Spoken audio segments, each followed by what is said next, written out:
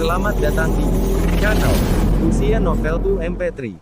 Sebelum lanjut, tolong luangkan waktu untuk subscribe, like, dan komen. 181. Di perjalanan menuju negara timur, daerah barat negara Jinyang. Mengapa menyelamatkanku, kenapa bukan sang pangeran? Zhong Suling Guan Zhengqing bertanya pada Wang Ruiyang yang sedang melepas tali ikatannya. Wang Ruiyang menyipitkan mata. Jangan berpura-pura, aku melihat kebahagiaan di matamu. Guan Zhengqing menyaksikan Wang Ruiyang, dan dia tidak berbicara lagi.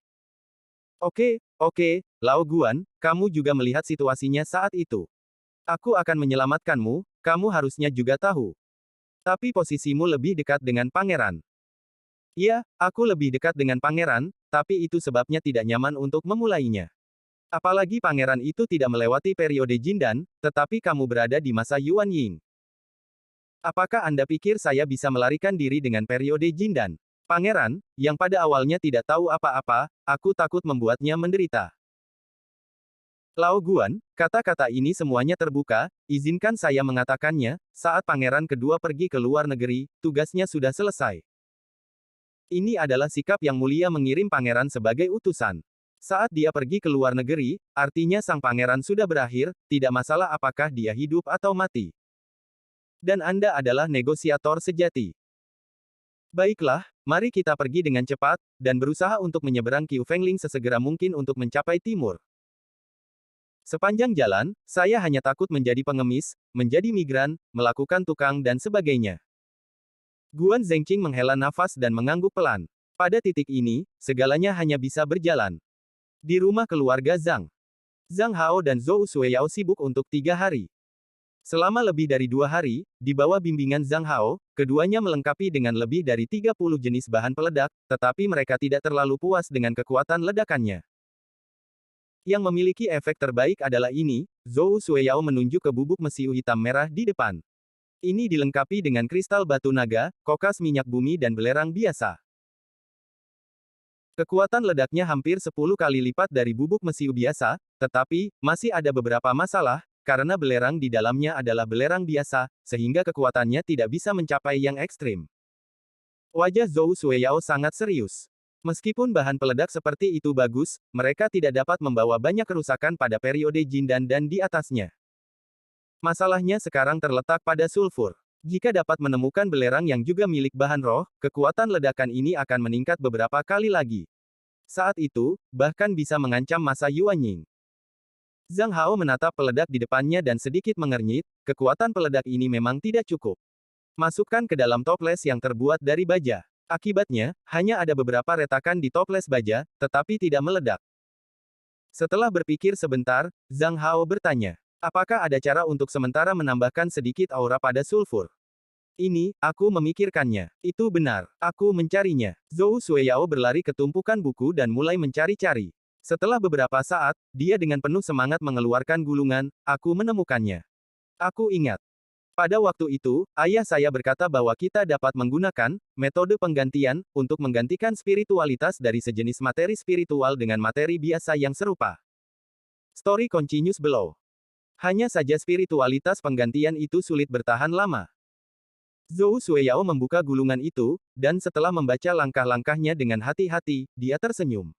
Cukup sederhana. Kata-kata sulfur. Gunakan batu roh kelas atas untuk menyediakan sumber spiritual. Dengan mengatakan itu, Zhou Shuiyao mulai proses alkimia. Proses penggantian spiritual ini, untuk saat ini, perlu dicapai melalui tungku alkimia. Api keemasan Zhou Shuiyao perlahan membakar tungku alkimia kecil, dan jari-jarinya seperti bunga dan kupu-kupu, dan dia terus membuat tanda segel rune. Selama sekitar 5 atau 6 menit, aura yang kuat tiba-tiba meledak di tungku pil. Tangan giok ramping Zhou Shuiyao menjentikkan ke tungku, dan sebuah manik biru muncul di telapak tangannya. Manik-manik sangat indah, seukuran mutiara, sejernih kristal. Namun, setelah melihat manik-manik itu, mata Zhou Shuiyao tertegun. Warna ini, sepertinya saya pernah melihatnya, namun saya lupa di mana. Benarkah? Zhang Hao sedikit terkejut. Coba kekuatannya dulu. Zhou Shuiyao dengan hati-hati menghancurkan belerang spiritual ini. Dibutuhkan batu roh bermutu tinggi untuk membuat belerang kecil, dan biayanya cukup mahal. Ketika ketiga bubuk itu dicampur lagi, permukaan bubuk itu muncul sedikit kilau kristal, yang sangat indah. Berkilau seperti tumpukan bubuk kaca. Zhang Hao dan Zhou Xueyao memasukkan bubuk mesiu ke dalam tabung kertas, meletakkan timah yang terbuat dari bubuk mesiu biasa, dan meletakkannya di sudut dinding, keduanya menghindar dari kejauhan, dan menyalakan bubuk mesiu dengan tiang bambu sepanjang 3 meter. Tiang bambu sudah terbakar merah. Ledakan. Boom. Ledakan yang belum pernah terjadi sebelumnya muncul, tanah bergetar sedikit, dan dinding langsung diangkat ke langit dan benar-benar rusak. Sebuah lubang besar sekitar 3 meter muncul di lokasi ledakan. Gelombang kejut memicu lempengan batu dalam radius 10 meter, dan perbatasan defensif antara Zhang Hao dan Zhou Xueyao runtuh. Begitu kuat, hampir 10 kali lipat formula sebelumnya. Zhang Hao tampak tercengang dan kemudian gembira. Ledakan itu sangat keras sehingga beberapa burung terganggu dan terbang dengan ketakutan. Bahkan Zhang Zhengde terkejut, muncul di atas halaman kecil. Setelah melihat Zhang Hao dan Zhou Xueyao tidak memiliki masalah, dia merasa lega.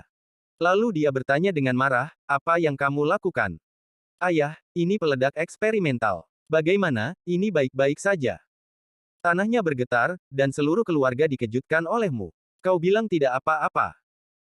Zhou Xueyao malu dan sedikit nakal, dia menjulurkan lidahnya pada Zhang Hao. Lao Zhang jelas belum menyadari masa depan bubuk mesiu, ia hanya merasa, hal ini, terlalu berisik sekarang. Zhang Hao mengucapkan kata yang baik dan permintaan maaf sebelum meninggalkan Zhang Zhengde. Zhou Xueyao meminta penjaga untuk masuk dan membereskan, tetapi dia berusaha keras untuk mengingat, di mana dia melihat sulfur itu. Tiba-tiba, mata Zhou Xueyao melebar, tatapannya beralih ke pelayan yang merapikan meja di sampingnya. Di pergelangan tangan pelayan, ada gelang yang ditenun sendiri, dengan batu permata biru aqua yang dipoles rapi tergantung di atasnya. Pembantu ini dikirim ke Zhou Xueyao oleh keluarga Zhang. Xiao Yun. Nada bicara Zhou Xueyao menjadi sedikit kuat. Cerita bersambung di bawah ini. Nona. Pembantu Yun kecil itu terkejut oleh suara Zhou Xueyao dan memandang Zhou Xueyao dengan sedikit takut. Zhou Xueyao segera tersenyum lembut. "Xiao Yun, bisakah aku melihat permata di tanganmu?" "Ah, oh, oke." Xiao Yun buru-buru melepas gelang itu. Zhou Xueyao mengambil waktu sejenak untuk menilai, matanya menyala, mengangguk pada Zhang Hao, dan mengembalikan gelang itu ke Xiao Yun. "Xiao Yun, dari mana permata Anda berasal?" Xiao Yun sedikit bersemangat. "Ini, ada banyak gunung di tempat kami. Ini sangat indah, tapi ini adalah hal yang baik. Ini bisa dipakai lebih sering, dan dapat menghindari penyakit, menghindari nyamuk, dan tidak menyebabkan biang keringat. Kita semua menyebutnya, Suiyu. Dan desa kami juga disebut, Desa Suiyu. Jika nona itu menyukainya, saya masih memiliki beberapa potong di sini. Suiyu murah dan rapuh, setiap kali pulang, saya bisa mendapatkan banyak." Zhou Xueyao tersenyum. "Oke, di kota manakah desa Suiyu itu?" "Di kota Baisan, sebelah tenggara kota Changshan dan selatan kota Dakuang. Jaraknya sekitar 80 mil dari sini." Mata Zhang Hao tiba-tiba bersinar. Kota Baisan ini juga wilayah kekuasaan Zhang Jiao pada saat ini. Hanya dalam beberapa saat, mereka telah sampai di desa Suiyu. Urat mineral Suiyu ada di depan. Tetua desa Suiyu membawa Zhang Hao ke lembah sungai. Berdiri di lereng bukit, Zhang Hao dapat melihat situasi umum di sini. Tanah ditutupi dengan bubuk aquamarin halus, dan banyak penduduk desa mencari-cari biji batu giok air dalam jumlah besar. Ada juga beberapa anak yang berlarian dan sangat bahagia. Zhang Hao bahkan melihat beberapa anak beruang menemukan beberapa biji besar, dan mendengar suara, "Giok air, ini renyah dan manis. Berapa harga giok air ini?" Zhang Hao bertanya dengan santai. Mata si penduduk desa menoleh. "Oh, benda ini tidak layak. Penduduk desa hanya mengambilnya untuk mereka gunakan sendiri. Kadang-kadang, jika ada kerabat yang menginginkannya, mereka hanya datang dan mengambil sepotong. Itu hanya beberapa batu yang murah dan tidak berharga. Meskipun memakainya di tubuh Anda dapat mengurangi risiko sakit dan menghindari nyamuk, pemakaian jangka panjang juga akan membuat kulit Anda pucat dan mengelupas." Zhang Hao mengangguk. "Karena ini masalahnya, aku akan lega. Di masa depan, penduduk desa akan dibatasi. Jika penduduk desa perlu mengobati penyakit secara normal, mereka dapat datang dan menerimanya secara gratis. Namun, ada satu hal, yang hanya dapat digunakan oleh penduduk desa sendiri. Kebocoran sangat dilarang." Ah, warga desa tua itu sedikit tercengang. Ternyata tuan muda itu datang untuk menambangnya. Ups, harga yang seharusnya saya katakan lebih tinggi. Zhang Hao memandang sekeliling lagi, dan berkata kepada Wei Qiang di sekitarnya. Wei Qiang, saya akan menyerahkannya kepada Anda untuk bertanggung jawab atas penambangan biji suiyu. Penambangan biji suiyu merekrut pengrajin di dekatnya. Selama proses penambangan, saya akan mengirim seseorang untuk membimbing. Dengan itu, Zhang Hao berjongkok dan meraih segenggam tanah di bawah kakinya. Melihat puing-puing air biru yang halus di tanah, dia menghela nafas. Bagus, akan sia-sia jika seperti ini. Jangan sia-siakan seperti ini selama penambangan. Cerita bersambung di bawah ini. Ah, bagaimana memilih cara ini? Wei Qiang memandang puing-puing di tanah, malu, dan tidak bisa mengambilnya dengan jarum. Zhang Hao tersenyum. Tentu saja Anda tidak bisa melakukan itu. Saya akan mengirim seseorang untuk membimbing Anda, benda ini harus tersedia dengan pemanasan, penguapan, kondensasi. Setelah selesai berbicara, Zhang Hao mengambil beberapa giok air di tempat kejadian dan kembali. Adapun kompensasi yang diberikan kepada desa, tidak ada argumen seperti itu di era ini. Namun, mengingat ini sudah tanahnya sendiri, Zhang Hao masih memberikan kompensasi, yang juga termasuk pekerjaan berbiaya tinggi dari penduduk desa setempat untuk ditambang. Saat kembali ke rumah, Zhang Hao baru saja berpisah dengan Cheng Tao. Pergi begitu cepat, tidak bisa menunggu lagi. Dengan kapasitas produksi Zhang Jia, selama 5 hari, itu dapat menghasilkan ribuan set senjata dan baju besi, dan dapat membangun pasukan elit. Cheng Tao tertawa. Kali ini, saya akan pergi ke depan dengan beberapa penjaga pribadi seperti jenderal dan saya. Yang mulia mengawal dirinya sendiri, tetapi komando militer masih membutuhkan jenderal itu. 10.000 pasukan elit yang dibawa oleh jenderal akan tinggal dan diserahkan kepada Liu Jingming untuk mendapatkan komando, dan pasukan bersenjata baru akan dibuat sesegera mungkin. Yang mulia juga setuju dengan korps besi dan baja Zhang Jia. Serikat penyulingan juga telah berkomunikasi dengan baik, selama keluarga Zhang menyediakan cukup senjata dan baju besi dan embrio lainnya, akan ada orang untuk meningkatkan rune senjata dan baju besi. Juga, Anda memegang akta tambang ini. Zhang Hao melihat akta dari Cheng Tao dan sedikit terkejut. Apa ini? Ini adalah Vena Lingxi yang terletak di timur Kabupaten Ninghe. Vena kecil. Negara ini tidak mampu membeli dengan uang sekarang. Setelah mendiskusikannya dengan Yang Mulia, Tuan Liu Jingming dan Jenderal, ia memutuskan untuk memberikan Vena ini kepada keluarga Zhang. Vena ini baru saja dieksplorasi dan belum ditambang. Saya tidak tahu situasi spesifiknya. Untuk saat ini, hanya dapat ditentukan sebagai Vena kecil. Zhang Hao benar-benar terkejut dan terkejut.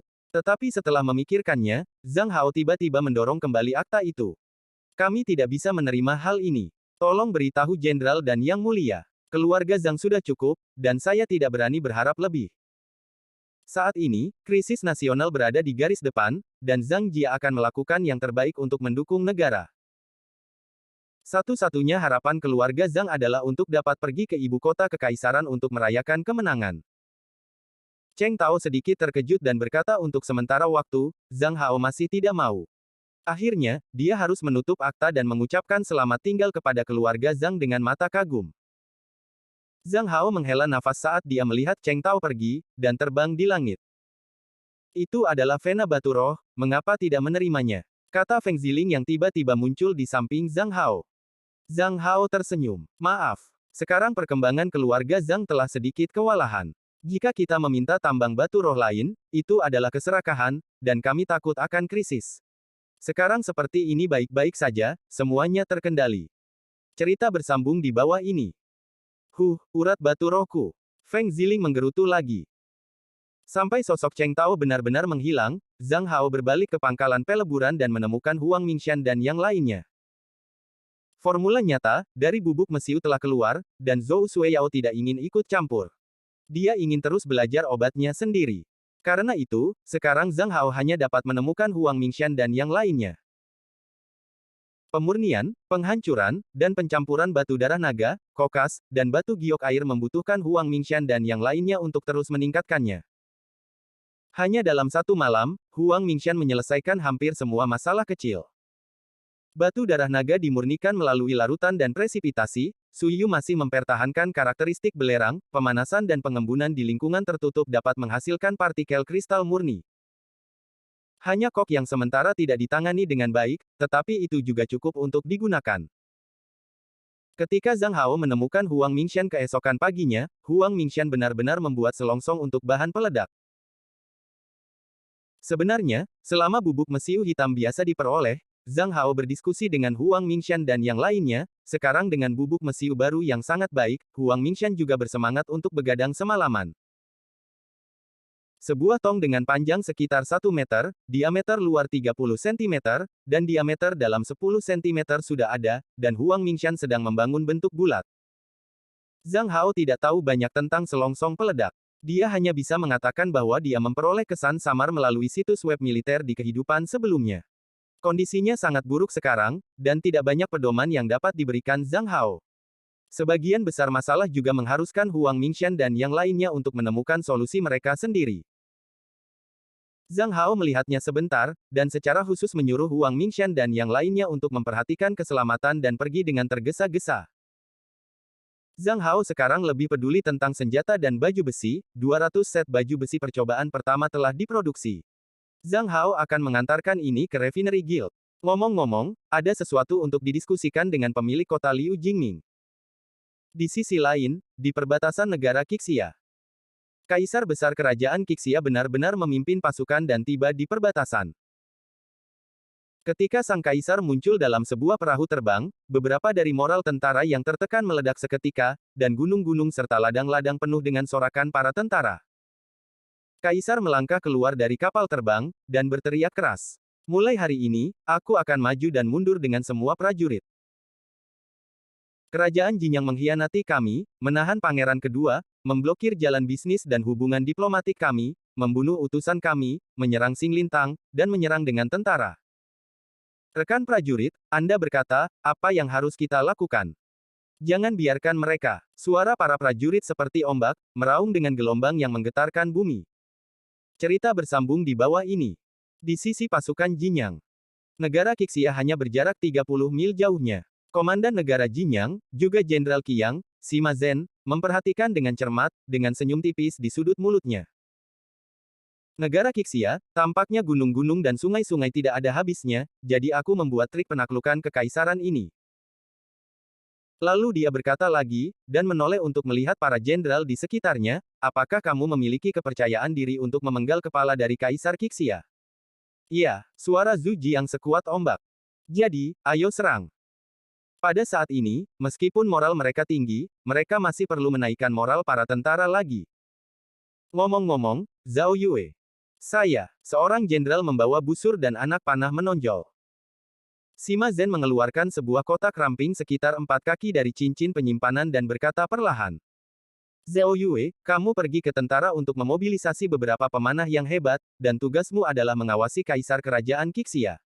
Tembak dia setiap kali ada kesempatan. Saya akan membiarkan jenderal lain mencoba yang terbaik untuk menciptakan peluang bagi Anda. Ini, 3 panak Chasing Soul Arrows, yang diberikan oleh Kaisar.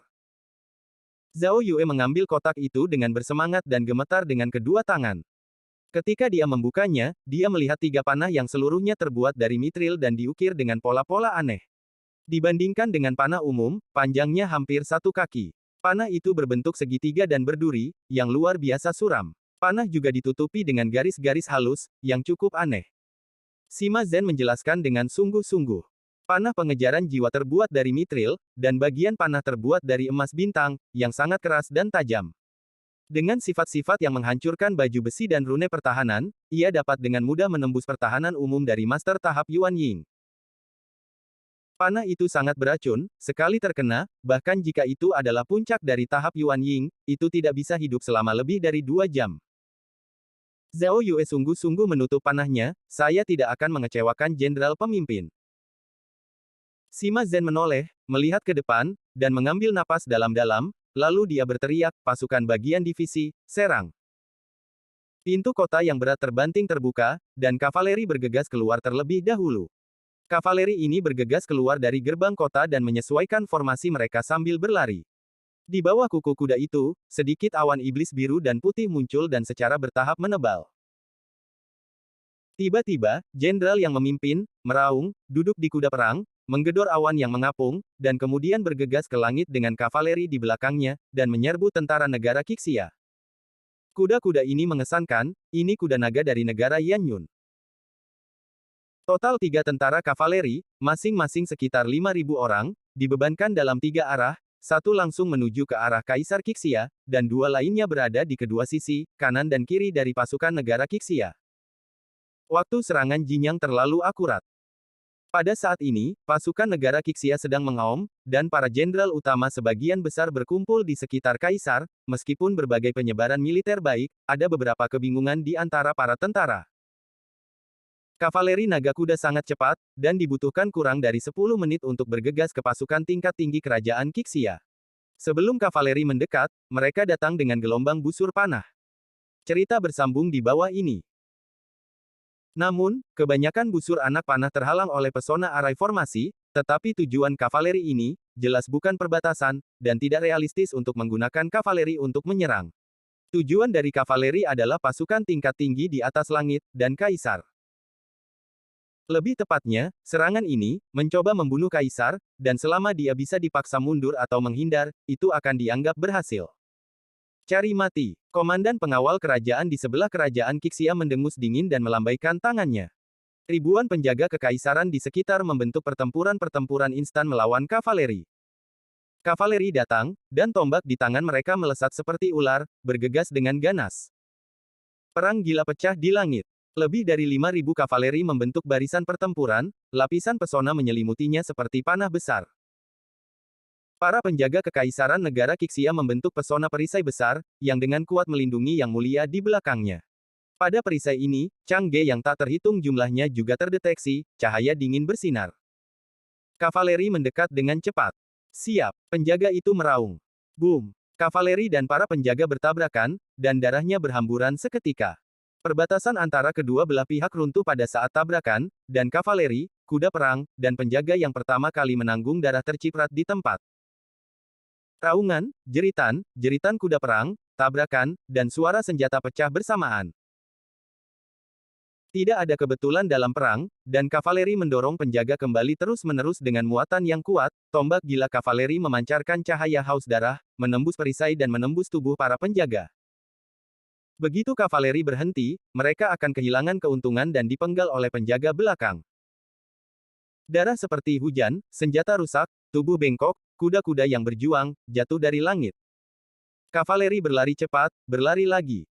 5.000 kavaleri berkurang dengan kecepatan yang terlihat dengan mata telanjang, namun waktu minum teh benar-benar kehilangan lebih dari 800 kavaleri. Tapi kegilaan mereka juga membawa kemenangan besar, penjaga kekaisaran Qixia mundur 100 kaki, dan melihat bahwa ia mendekati posisi kaisar. Para penjaga kekaisaran di negara Qixia juga membunuh dan melukai lebih dari 1.000 orang. Namun pertempuran berlanjut. Kavaleri masih menyerbu, dan para penjaga marah, kaisar masih. Begitu kaisar mundur, moral yang didorong oleh konspirasi kekaisaran akan hilang setengahnya. Tetapi dihadapkan dengan pemandangan seperti itu, kaisar tampak muram. Tetapi di bawah wajah yang tampaknya agung, kecemasan itu tersembunyi. Musuh bukan hanya serangan kavaleri, tetapi juga pasukan besar di belakang. Semakin lama penundaan di sini, semakin pasif Anda. Kaisar cemas. Akhirnya, dia masih harus memberi isyarat di belakangnya, bagian dari pasukan elit, ingin mengelilingi kavaleri gila di langit. Namun, begitu kavaleri melihat gerakan Qixia, mereka segera mundur, mereka benar-benar datang dan pergi seperti angin. Dalam konfrontasi singkat ini, negara Qixia jelas jatuh ke dalam kerugian. Karena itu, meskipun kavaleri mundur, tidak ada yang bersorak di pihak Qixia. Semangat banyak jatuh. Namun, pada saat ini, kavaleri mundur tiba-tiba membunuh karabin. Mereka tidak membentuk arai, dan bahkan tidak menyembuhkan diri mereka sendiri. Mereka baru saja membunuh kembali. Cerita bersambung di bawah ini. Demikian pula, tidak ada persiapan untuk penjaga di sini, dan tidak ada formasi. Suara masam terdengar, dan jeritan yang tak terhitung jumlahnya. Setelah membunuh karabin, kavaleri tidak punya waktu untuk mengambil kembali tombak di tangannya, jadi dia menjatuhkan senjatanya dan pergi. Hampir 300 penjaga memiliki tombak lebih dari 1 kaki, tingginya hampir 2 orang, menjerit dan jatuh ke langit. Dengan pedang terbang. Para penjaga memerintahkan raungan, dan para penjaga mengorbankan pedang terbang. Lebih dari 3.000 pedang terbang berubah menjadi pita terbang dan terbang menuju kavaleri seperti air terjun. Kecepatan kavaleri jelas bukan tandingan pedang terbang. Pedang terbang mendekat dengan cepat.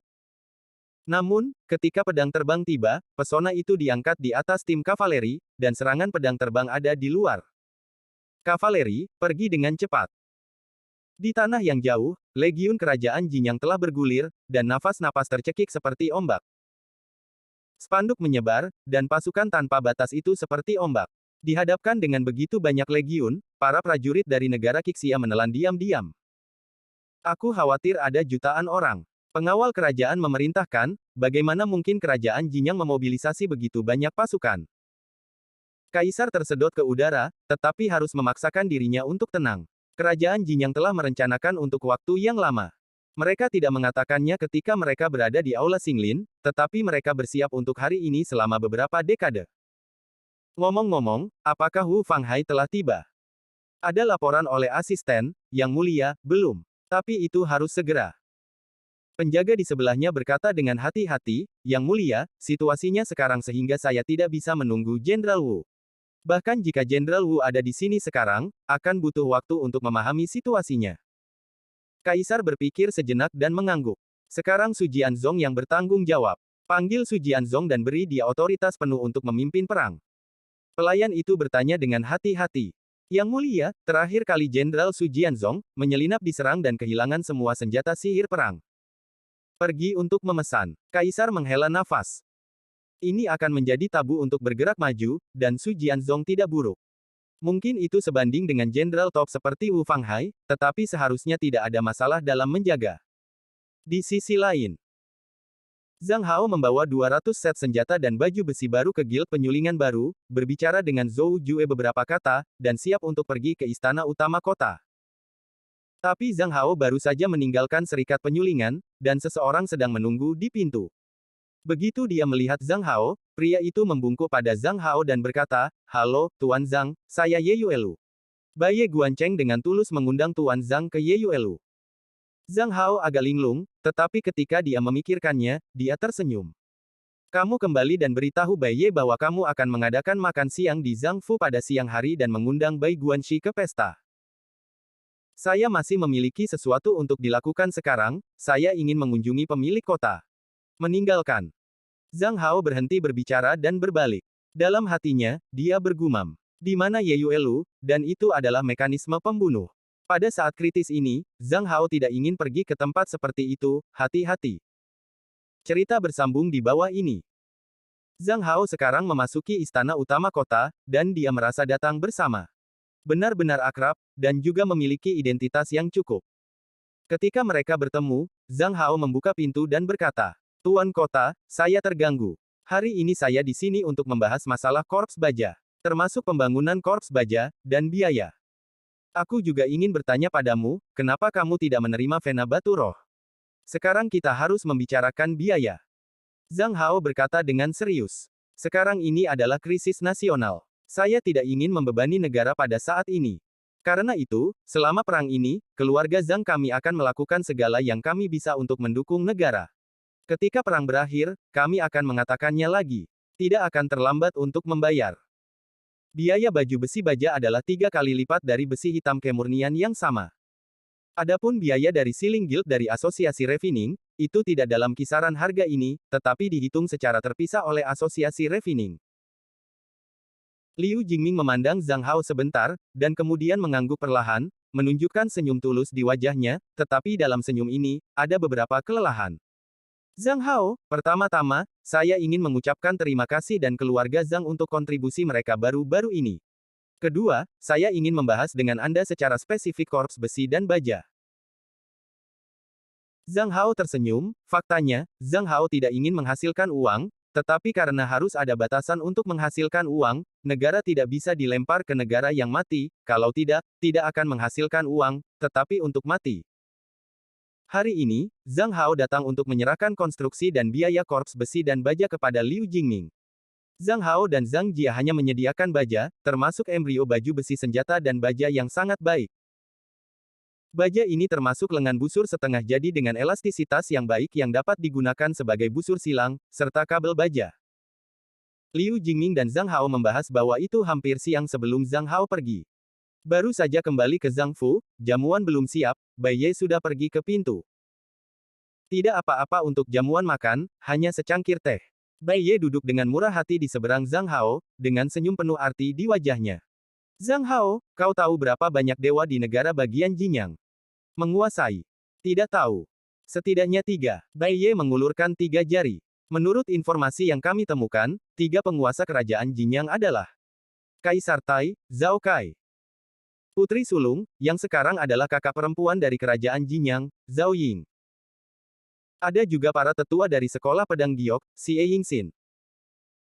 Ada juga desas-desus bahwa rekan Xie Yingxin, Dingshan Zhenren, di permukaan adalah penguasa perbaikan gratis di dunia, tetapi dikatakan bahwa itu mungkin para tetua di Tanah Suci. Tunggu, bukankah Tanah Suci Xuanzenisme dari Gunung Lingyin? Siapapun yang memberi tahu Anda adalah tempat suci. Tanah Subur, bukan hanya barat Tanah Subur, adalah total 3 tempat suci di seluruh Tanah Subur. Tempat suci pertama, Xianyinzong, yang tinggal di Gunung Tianmu, yang terletak di sebelah timur Tanah Subur, adalah yang paling kuat. Dikatakan juga bahwa mereka bahkan memiliki tuan seperti Dewa Tanah yang telah melampaui tahap dewa. Cerita bersambung di bawah ini. Tempat suci kedua, Sekolah Xiao Yao, tinggal di Gunung Wuliang, di tengah Tanah Subur. Yang ketiga adalah Xuanzenisme. Xuanzenisme adalah yang terbaru di 3 tempat suci dan yang terlemah dalam sejarah. Zhang Hao memandang langsung ke Bai Ye untuk sementara waktu, dan Zhang Hao Kai perlahan berkata, maksudmu, gerakan kerajaan Jinyang cenderung memiliki bayangan sekolah Xiao Yao di belakangnya. Tangan sekolah Xiao Yao telah mencapai ruang lingkup Xuanzenisme. Iya, Tuan Zhang benar-benar orang yang cerdas, dan jelas pada satu titik. Sekarang situasi umum tanah-tanah subur adalah Timur adalah yang paling makmur, dan para master praktik seperti ikan gurame yang menyeberangi sungai. Namun, konsumsi sumber daya di sini juga yang paling, terutama sumber daya mineral tidak terbarukan seperti besi hitam, emas murni, perak mitral, dan batu roh. Bagian tengah adalah yang kedua, tetapi mineral di bagian tengah secara bertahap mengering dalam milenium terakhir. Secara khusus, jumlah praktisi di wilayah timur dan tengah telah meningkat dalam beberapa tahun terakhir, dan permintaan meningkat. Jadi sekarang mata semua orang melihat ke arah barat. Kekayaan sumber daya mineral di barat tanah benua sungguh menakjubkan. Belum lagi yang lain, mari kita bicara tentang gunung magnet yang diperoleh keluarga Zhang, sumber daya mineral seperti itu di timur sudah cukup untuk menyebabkan perang antara kedua negara. Zhang Hao sedikit tercengang. Setelah ragu-ragu sebentar, saya bertanya dengan hati-hati. Saya selalu ingin bertanya, bisakah ada klub di belakang Ye Yuelu? Siapa? Dengan misteri dan kekuatan Ye Yuelu, saya percaya pasti ada pemilik yang kuat. Hehe, pemilik Ye Yuelu adalah Xuanzenisme. Zhang Hao menyemburkan teh, apakah kamu menggodaku? Bai Ye melambaikan tangannya dengan santai, menghalangi semua, senjata tersembunyi, dan tanpa tergesa-gesa mengambil setumpukan kertas dari cincin penyimpanan dan mendorong Zhang Hao di depan. Ayo lihat. Zhang Hao melihat dan tiba-tiba kulit kepalanya gatal. Tetapi melihat ini adalah ratusan pesan yang dipercayakan, untuk memata-matai rahasia Zhang Jia, untuk menculik anggota penting keluarga Zhang, meracuni, membunuh di agen penting Zhang, mencuri berbagai teknologi, dan sebagainya. Di atas, Zhang Hao tiba-tiba melihat nama-nama Huang Mingshan, Zhang Han, Dugu Junji dan lainnya. Bai Ye menuang secangkir teh untuk dirinya sendiri dengan santai, dan perlahan berkata, Tuan Zhang, atau Kakak Zhang, Anda mengatakan bahwa jika kami menahan tugas-tugas ini, berapa hari Anda bisa hidup? Serius, saudara dan saya, untuk pertama kalinya, saya melihat saudara itu sudah mati. Zhang Hao kedinginan dan berkeringat. Bai Ye perlahan mengambil sepotong batu giok identitas dan mendorongnya ke Zhang Hao, yang berbeda dari potongan batu giok Zhang Hao. Potongan batu giok ini memiliki simbol lotus di atasnya, tapi itu adalah lotus hitam.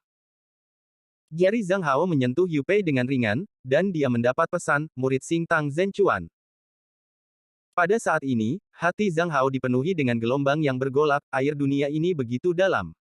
Tetapi pada saat yang sama, ada keberuntungan, tidak heran ayahnya harus belajar dari guru. Para murid Tanah Suci benar-benar luar biasa. Cerita bersambung di bawah ini.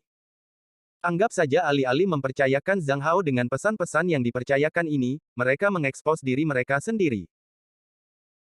Zhang Hao saling memandang, mengetahui, tidak tahu keluarga, bisnis, dan beberapa kekuatan lain, yang dapat digambarkan sebagai segalanya. Bahkan ada yang dari luar negeri, dan jumlahnya banyak. Bagaimana? Bukankah itu detak jantung? Bai Ye tersenyum dan mendapatkan kembali identitasnya sebagai Yu Pei. Dalam ingatan Zhang Hao, Bai Ye ini selalu menjadi senyum ini. Zhang Hao memandang Bai Ye, dan setelah beberapa saat dia perlahan bertanya. Perilaku kultivasi brother-brother, bukan hanya periode Jindan. Bai Ye tersenyum dan diam saja. Jadi, apa yang ingin dibicarakan brother hari ini? Senyum di wajah Bai Ye akhirnya diturunkan, dan ekspresi serius muncul di wajah Bai Chuan. Saya mendengar bahwa saudara junior siap berlayar. Hanya bisa dikatakan bahwa baru saja terjadi beberapa perbaikan. Masih ada banyak kesulitan yang harus diatasi untuk benar-benar berlayar. Oh, jika Ye Yuelu ingin bergabung, aku tidak tahu apa yang dirasakan Brother Si. Tapi Zhang Hao tidak segera menjawab, tetapi mengajukan pertanyaan yang sangat kritis. Saudaraku, karena ada karakter seperti peri tanah di dunia ini, apakah mereka pernah menjelajahi dunia ini? 185. Menghadapi balik tiba-tiba Zhang Hao, Bai Ye berkedip dan terbatuk 2 kali sebelum perlahan berkata. Saudaraku sih, pertanyaan ini. Sebenarnya, itu benar-benar tidak mudah dijawab. Jujur saja, aku dan saudara lelakiku berhubungan dengan Tuhan. Namun, samar-samar saya mendengar pernyataan seperti itu, yaitu, semangat dunia kita, paling-paling hanya dapat mendukung metamorfosis.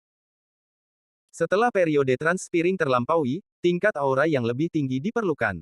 Untuk saat ini, tidak ada aura yang lebih maju. Jadi tampaknya mereka mundur setelah melampaui periode transformasi, kecuali jika seni bela diri menghadapi krisis, mereka umumnya tidak akan menembak. Mata Zhang Hao tiba-tiba menjadi cerah. Apakah berita itu dapat dipercaya? Apa yang kamu tanyakan tentang ini? Background Elephant. Zhang Hao berkata, aku telah berpikir, siapa yang melukis gajah lantai dasar? Itu pasti dicat oleh Master Periode Metamorfosis. Kata Bai Ye santai. Tidak, itu tidak boleh. Kata Zhang Hao dengan tegas. Keluarga tuanku terbunuh karena gajah terestrial ini. Belakangan dilaporkan bahwa gajah darat terkait dengan Gunung Jiuxian di luar negeri, yang menyebabkan sensasi luar biasa. Jika pencitraan terestrial dilakukan selama periode para dewa, insiden Jiuxianshan di luar negeri tentu tidak akan menimbulkan sensasi seperti itu. Karena negara Qixia memiliki periode metamorfosis, dan ada banyak negara di barat, mengapa mereka tidak menjelajahi Gunung Jiuxian di luar negeri? Jika Anda pergi menjelajah, peta Gunung Jiuxian di luar negeri bukan lagi rahasia, dan itu tidak akan menimbulkan sensasi. Jelas, ini bertentangan. Kesimpulan saya adalah, jelas, ini bukan eksplorasi periode pendewaan, dan gambar dasar ini tidak dibuat oleh periode pendewaan. Cerita bersambung di bawah ini. Bai Ye tiba-tiba membeku. Ya, itu masuk akal. Kakashi masuk akal. Masalah ini, aku harus memikirkannya, mungkin aku akan bertanya pada Zhongmen. Kupikir Ye Yuelu tahu segalanya. Kami adalah manusia dan bukan makhluk abadi. Bai Ye mendapatkan kembali wajahnya yang tersenyum. Saudaraku, menurutmu apa yang aku katakan tentang bergabung? Kenapa Ye Yuelu? Bukan Xingtang, bukan Xuanzenism. Oh, saudaraku, bukankah aku sudah mengatakan itu sebelumnya? Ada 3 tempat suci di tanah subur ini. Semua orang saling menggaruk kulit masing-masing. Jadi, beberapa hal hanya cocok untuk tata letak rahasia. Misalnya, menara Night Moon kita. Tapi aku tidak percaya bahwa sisa dari tanah suci, atau bahkan negara lain, akan tahu bahwa pemilik di belakang menara Yeiwei adalah Xuanzenism. Saudaraku, kau adalah lonceng penusuk telinga yang khas. Hei, saudaraku, kau benar. Ini dia.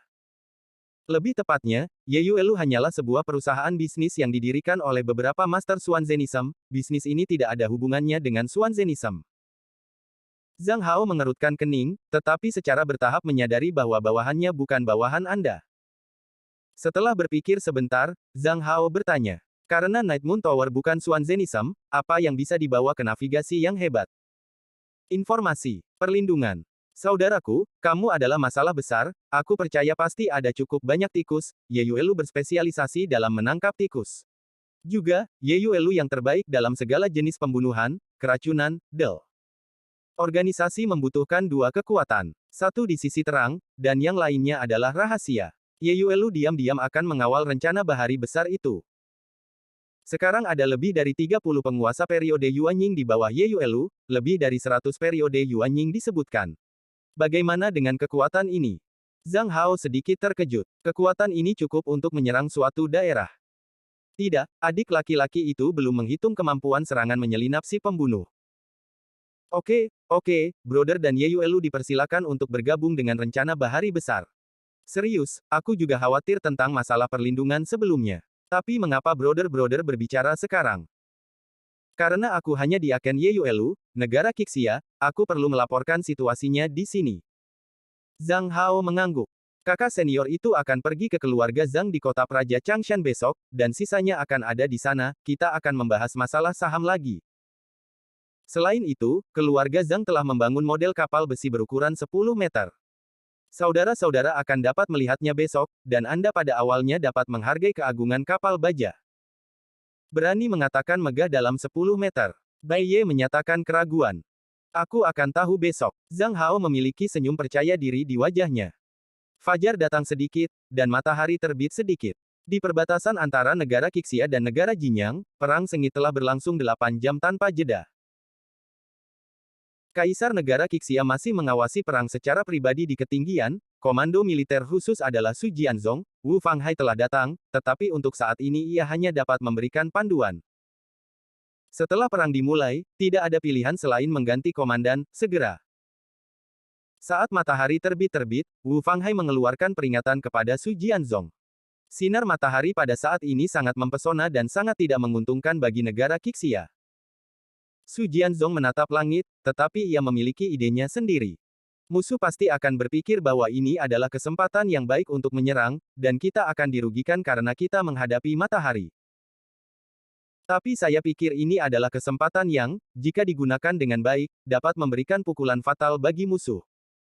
Oh, apa yang akan kamu lakukan? Wu Fanghai tidak segera menyangkalnya. Bahkan, dia ingin mengatakan, Anda sekarang harus bermain dengan mantap, kata yang mengejutkan dimenangkan sangat bagus, tetapi tidak semua orang memiliki kemampuan untuk mencapainya.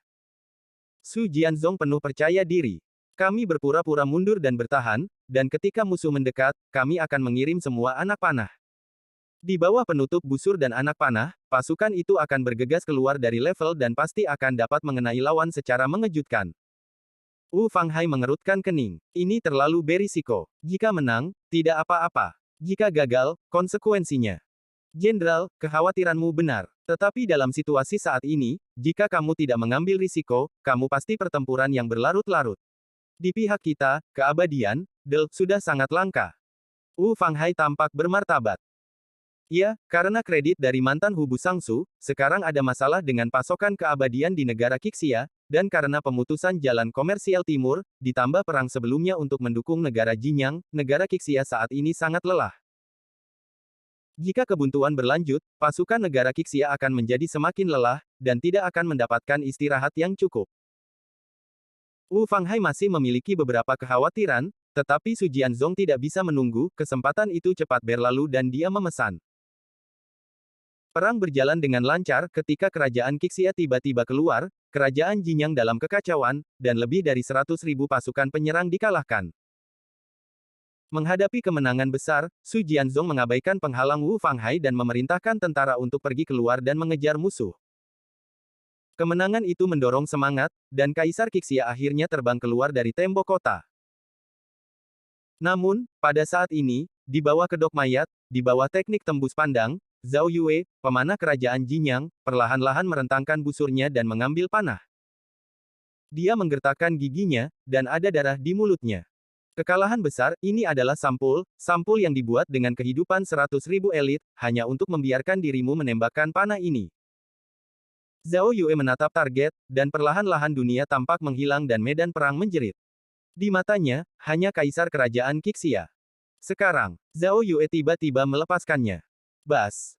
Tali busur itu bergetar, dan panah pengejar jiwa berubah menjadi cahaya dingin dan menghilang seperti kilat, panah itu terbang menjauh untuk sementara waktu, dan kemudian ada teriakan di udara. Su Jianzong tidak bergerak, dia menatap panah dengan cermat dan menunggu dengan tenang. Bersambung. Nantikan kelanjutannya di channel YouTube Wuxia Novel 2 MP3.